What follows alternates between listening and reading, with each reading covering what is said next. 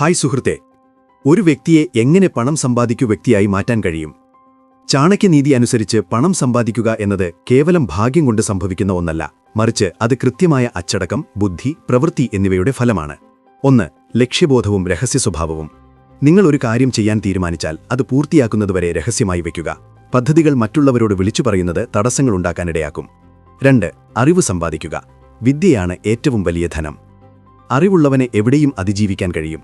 ബിസിനസ്സിനെക്കുറിച്ചോ നിങ്ങളുടെ ജോലിയെക്കുറിച്ചോ ഉള്ള ആഴത്തിലുള്ള അറിവ് നിങ്ങളെ മറ്റുള്ളവരെക്കാൾ മുന്നിലെത്തിക്കും.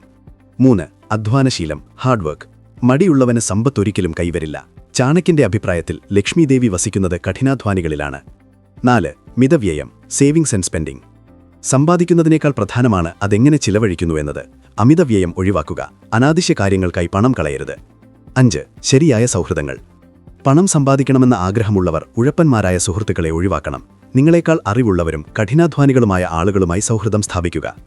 ഭയത്തെ ദൂരെ എറിയുക. കടലിലിറങ്ങാതെ മുത്തു കിട്ടില്ല എന്ന് ചാണക്യൻ പറയുന്നു. കൂടുതൽ അറിവുകൾക്കായി ഞങ്ങളുടെ ചാനൽ സബ്സ്ക്രൈബ് ചെയ്യാൻ മറക്കരുത്.